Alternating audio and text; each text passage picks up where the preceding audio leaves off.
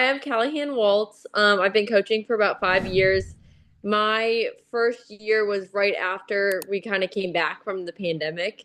That was my first official coaching season, so that was really interesting. I'm also a high school teacher. My first day of high school teaching was the day the world shut down, so that was also really fun.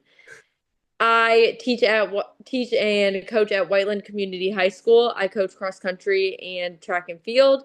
And with track and field, I mostly help out with the sprints and the distance, but I kind of help out with everybody as well, but mostly those two. We have a really good developing team. We've won a lot of conference titles, specifically on the girls' side. The boys' side is still getting there. We have had a lot of standout individuals, which is really fun. I'd say we're a fairly big school. I think we're like 1,600, which is on the bigger side. But coming from Illinois, it's interesting to kind of see how Indiana does things with no real divisions in cross Yes, country or track.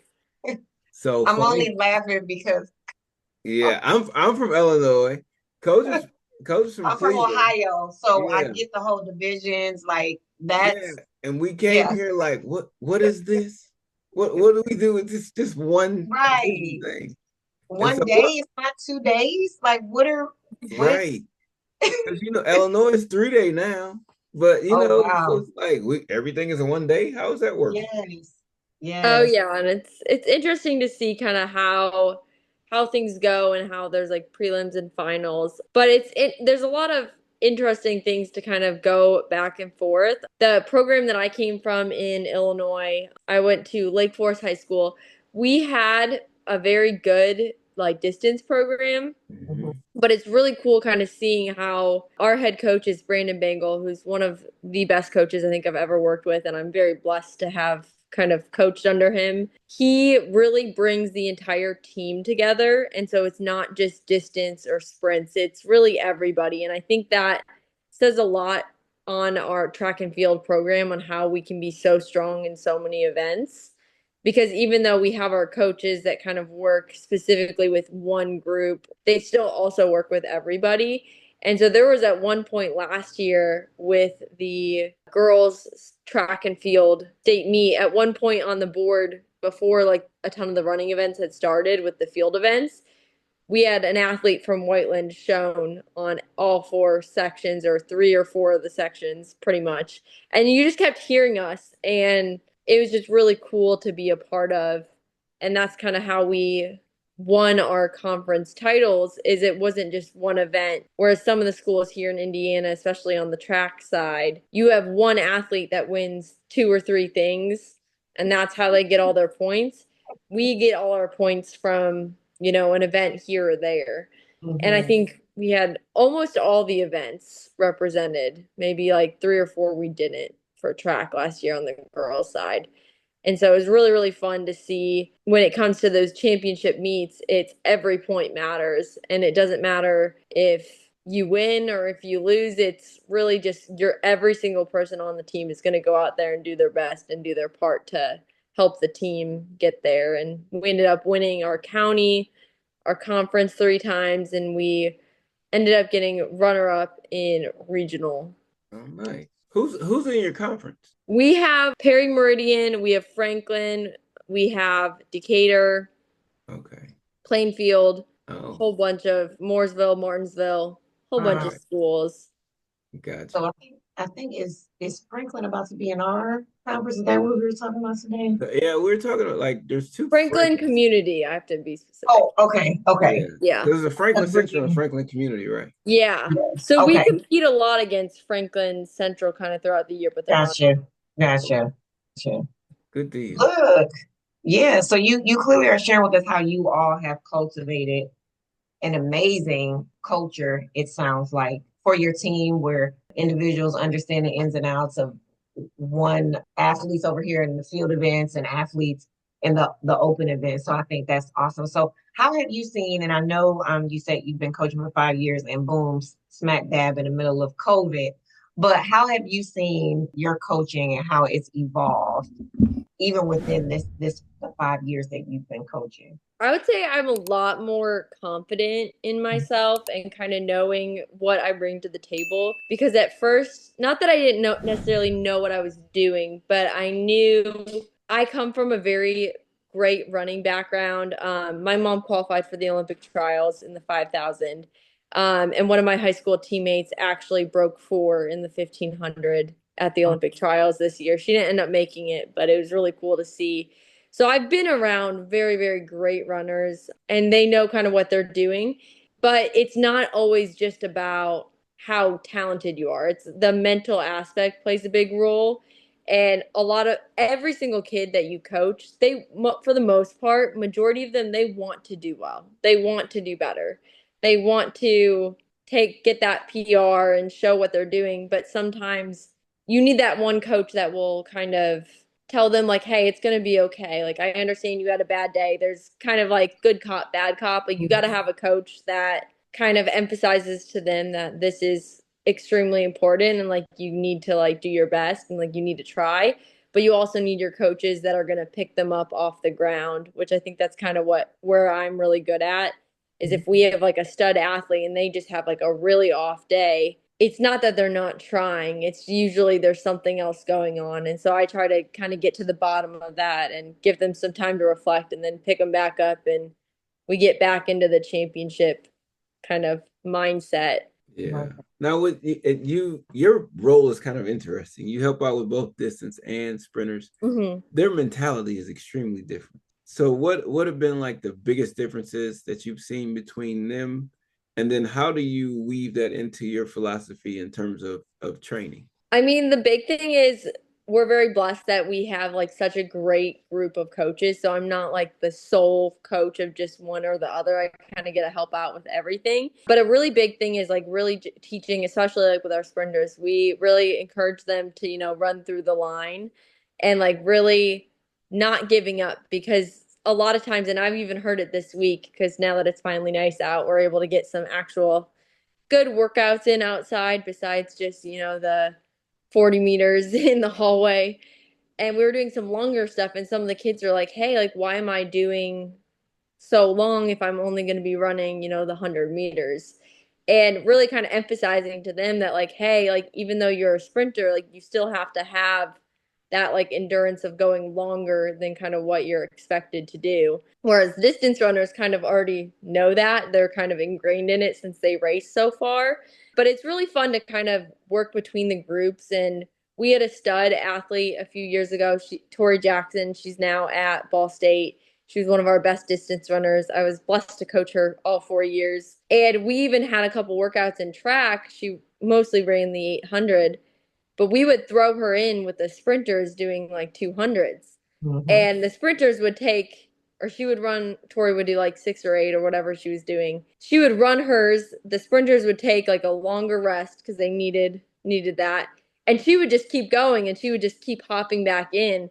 And so it was really fun for them to kind of get the distance girl who's great at sprinting, obviously, as well, but they were able to work together. Obviously, you can't do that with all your sprinters and all your distance runners. The paces may not add up, but it was really fun to kind of do that, and it really helps Tori kind of have some competition and be able to run faster, and it helped the sprinters kind of see like, hey, like if she's doing this and she keeps going, like we need to be able to step our game up a little bit as well. So how would you say you're talking about this amazing athlete you have? So you're going to have athletes with varying levels of experience. And so how do you balance the newcomers with those athletes like I a mean, Tori who's been there? yeah, I think the big thing is we do a lot of kind of like our upperclassmen and seniors. We do a lot of leaderships to kind of like welcome them in. So like a lot of our upperclassmen will lead kind of drills and stuff. Mhm, And it's not just like when we have like the upperclassmen leading, it's not just who's the fastest. It's mhm, just the grade wise. And so it's really, really fun to have. And we've had a couple athletes just be such great leaders, and maybe they weren't the best runner, but they made the team. A few years ago, we had a girl named Jasmine Dubb, and she was one of my favorite athletes. And she never was one that scored like a ton of points. And it was so fun to see her one time we put her in the conference 2 mile because we only had like 4 distance girls that year because of injuries and whatnot, and it was really really tough. We put her in the 2 mile, and we're like, you just have to get like just get us a point, like just 1 point, like do your best. And she got this huge PR, and it was like that movie scene where you see like everyone running up to her because she didn't win the race. She never won, but she got a huge PR and she got that point for us, and it was so exciting to watch. And so it's just fun to have kind of those kids that they see this going on and how excited everyone is when maybe not the fastest kid gets a PR, and we have acknowledged that and let them know like, hey, we're really proud of you. And they that memory is probably one of my favorite coaching memories. That's cool. I mean, it's great when you can celebrate things like that because a lot of people they don't even know about PRs, of their teammates. But for everybody to be able to celebrate that, that's pretty cool. Now, you mentioned injuries. I'm Mm-hmm. gonna ask, how do you all keep like what preventative measures do you have in place? Because I'm assuming you don't have an extremely large team. So I'm wondering, We like, what do you all put in place to keep those injuries away? How do you manage that? We are very lucky to have 2 amazing athletic trainers on school staff. And so when kids start having some issues, we kind of start talking to them about like, hey, like kind of what's going on. And if it's been bugging them more than like a day or two, we usually send them to the trainers to just kind of get checked out. And then they kind of assess if they need anything more. But we will do cross training. We'll have them bike and kind of do what they need to do. But it's interesting to kind of see, like, obviously, the start of the season, we had a couple kids today. We did a time trial for distance. They were aching a little bit. And so we're like, hey, well, you haven't worn your spikes in, a couple of months. That's probably part of it. And so we'll kind of keep an eye on them and then send them to the trainers. But we are really good about foam rolling and stretching at the end of practice. Kids lead the stretches. They have a whole routine that they go through, and that allows us coaches to kind of talk to them. And our head distance coach was walking around today specifically. They had a time trial, and we went and we talked about what times they ran last year or the year before, depending on what grade they were. And so it was really cool to kind of see, then their peers can also hear, like, hey, like you ran 10 seconds faster than you did last year. And they're like, I had no idea. Because a lot of them forget the times that they run Mhm. Yeah, after, you have a whole season. nice. You all are doing a lot of amazing things on the field. How do you help your athletes balance, academics, personal things they may have going on along with being an athlete? Yeah, so it's a little bit harder this semester, specifically since I'm not in the classroom. Whereas before they would, come to my room like in passing periods and like grab a snack and just kind of tell me how things are going on. But I do try to make it a point to kind of check in with them and kind of see like, hey, like what's going on, like stuff like that. And then we do have access to like I have a grade book thing so I can like pull up their grades and kind of see. And then I'll ask them like, hey, like how's if I know like math is bothering them for example, Mhm. that's a lot of people's weakness. I'll be like, hey, how's math going?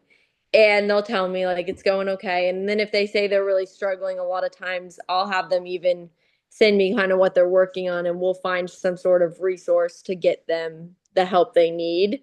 Because obviously, in order to be a good athlete, you have to have good academics. And to be a good student athlete, academics has to come first. And so if they need more time, we do have like after school tutoring that we can send them to a couple days a week. But for the most part, we're able to kind of nip it in the butt early on just by talking to them like, hey, are you struggling in math? And then usually there's a peer so that's like, hey, I'm really good at math. And they help each other. So that's a good way to kind of go about it. But as a coach, it's really important to kind of check in on those things because they don't always want to tell you. They're not going to walk up to you and say, like, hey, I failed a math test today. Maybe the occasional kid will, but most of them are going to try to keep it down. But if Oh you yeah, are talking to them, it will come up. For sure. nice. So with the success that you all have had with the conference championships and the regional sectionals, how do you, I guess, continue building on that? And what do you see in terms of looking to the future for your team? Mhm. I mean, I think a big thing is we still celebrate like small wins and stuff. Like for us, conference, for our conference and our school, that's a big deal to win a conference. And so even though we've won it a couple times, we don't just settle with, okay, like we're gonna win. Like when we go to conference, like we are gonna give everything we have. And the kids by now kind of know the routine. We will celebrate the day. Like if we, for example, when the girls win, we took the next day off of practice, and they went and got Dairy Queen because it's right across the road, and they got T-shirts and they got patches, and like they were super excited about that. And mostly the T-shirt is what they get most excited for. Um, they live for T-shirts. We also do really cool locker signs for team accolades as well as individual. And so if there's a really big meet, they can get like if they win county or conference or continue advancing on in the state series, they'll get a locker sign. We also have individual team standards that they hit that they can get a t-shirt. We call that elite fleet. And so they have a certain time or height or distance that they have to hit, kind of based on the past, however many. I'm trying to think. I think our head coach has been here for it's over 20 years, 20 or 25, maybe even longer. I don't know the exact number, but based on that, and they get really, really excited to hit that standard because they get a locker sign and then they get a shirt at the end of the Yeah, I was season. gonna say you all are making it fun. They don't even realize it's helping them to get better too, right? Oh yeah, and I mean it's exciting too because I mean there's relay standards, like it's not just all individual. And obviously indoors we don't have necessarily all of them, like we don't Mhm. have quite have a 60-meter time. But the individual events it's fun for them to hit, and we do also we have a top 10 all-time list so they can see like where they are in relation to like their peers from years before, which is really fun for them to look at, and they get really excited because obviously the person that breaks the school record gets a lot of accolade, but sometimes just hitting that standard is a huge deal. And I mean, it's still a hard standard to hit. It's not just like every single person on the team Mhm. hits it. But I mean, we have kids that are seniors that are like, "Hey, I've been working for this for 4 years. Like, Mhm. I'm going to hit it this year. Like, it's not an option. Like, we are hitting the standard. I want my shirt. I've worked hard." And they get really, really excited about it. Yeah, I like that. We might have to borrow that I was just about to say you reading my mind, coach, because I'm like, I love that incentive with we give other incentives, and so I think the T-shirt would be a good one. Yeah, you can that walk keeps it around all the saying you're top same. 10 or whatever it is. Right. I Yeah. love that. So, how have you handled? You mentioned quite a few of your athletes who went on to compete collegiately. How do you handle the recruitment process? I, How are you involved I with would that? say I'm not kind of the point person. I would say more of our head coach is. My role kind of in that would mostly just be kind of talking to them and trying to encourage them more so to make a decision that is best for them. Hmm. And that if the sport was taken away, like, would you be happy at that place? Love that. Because at the end of the day, it doesn't really matter what anyone thinks, but what they want and what is going to be a good fit for them. Because you hear all the time about kids going to these schools and then they end up quitting. Hmm. And I'm pretty sure all of the kids that I can think of that we've had go on into college have stayed on the team because they genuinely chose a school that they felt happy with as well as a coaching and team program that was a good fit for them. They weren't necessarily going to one school because of money or prestige. They picked what was best for them. So our head coach and kind of some of the head coaches for like certain event groups may have more contact with them than I do. But I just really encourage the kids, like, hey, if this is what you want to do, like, definitely think about all your options. Nice. Now, if we were college coaches, who on your team would you say we should keep an eye out for this season? We have a lot of them. Okay, let's see if I can name them all. I had my list, but I don't have it right But next to me. you have to But give us the events too now, so we oh, know Yes. what. I will. I will. We All right. have a whole bunch. We'll start with I'm probably gonna miss a few, but that's okay. We'll do the best. We have for distance, we have Lena Ship. She is really awesome. She went to state in cross country and track, and returning is awesome.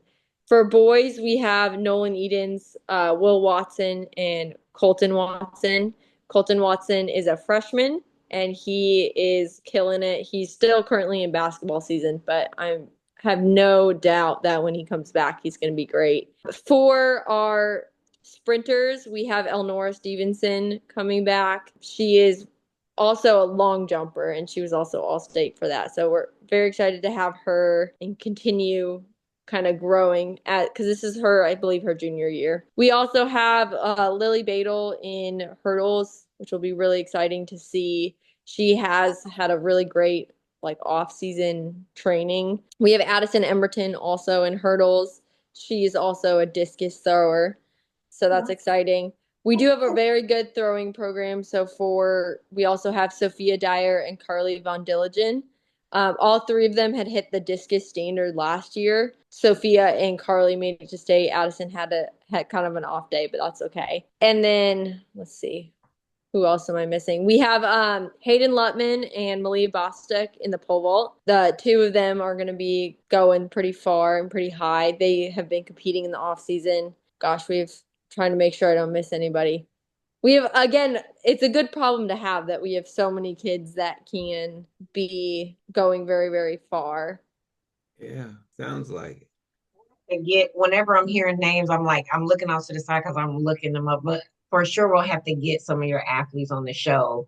Oh, Yes. yeah, That's why I'm looking off. I'm like looking like, oh my gosh, I see the Colton Watson that you were talking about. I'm oh looking, yeah, he did a trying to bunch catch of all the names. nationals in middle school and Yeah, I I think he see. was runner up a couple times. Yeah, He's really awesome and he works really hard. and he plays basketball. Mm-hmm. So he's Okay. an athlete. He's a Yeah. three-sport athlete. Yep. Nice. Wow. Yeah, we'll definitely have to get some of your athletes on the show. But you did a great. I would say you receive an A++ for the level of like the list of your athletes. A lot of other coaches they name them, but I'm like, you could tell you really did your homework to Right. ensure that Yeah, you and I mean that's covered. the thing is it's the program that I'm at. I'm very blessed that I'm able to kind of, work my way around the groups. I'm not just stuck with Yes. the same kids, which is also good because for a little bit of last season, I was the only female coach for a little Mm-hmm. bit.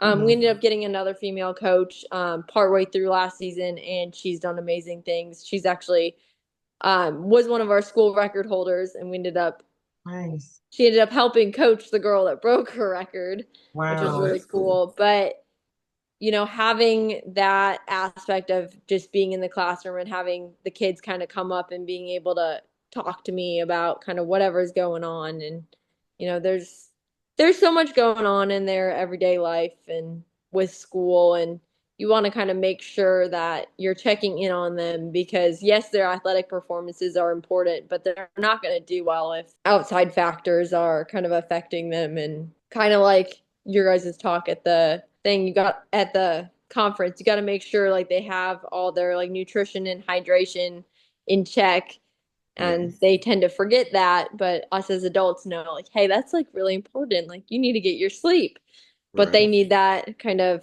reminder in a loving way. Right. Otherwise they're not going to listen to you. Right. Right. Right.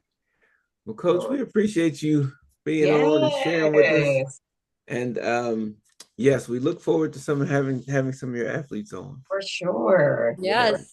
And maybe sure. If you we'll need bump into help you at a reaching any of meeting them, let too. me know. I can What's get Oh, them. that? wow. She said if we need help reaching any of them, let her know. And I'm Yeah, like, oh, like Oh, we getting we like will. contact information. I can talk to Yes. them. yeah, Yes. yeah. We'll have you do that. Just send them to the Instagram and we'll get them. Yeah, for sure. Yeah. Okay, I will do. I'll see who wants to be on it. I'm sure a Yeah. couple of them will. Yeah. That'll work. I was like, we got our first meet on Tuesday, so. Okay. Oh wow. And then we Where are you host a all bunch of running? the HSR Yes. qualifiers. Yes. So, Yes. Well, we'll see each other for sure. Now we Yeah. can Yep. Putting names with faces is always, Yeah. It's always a good time. yes. Yeah. Well, All it's right. so nice talking to you Yes, guys. it was so You, nice talking to you. Thank you so yeah. much.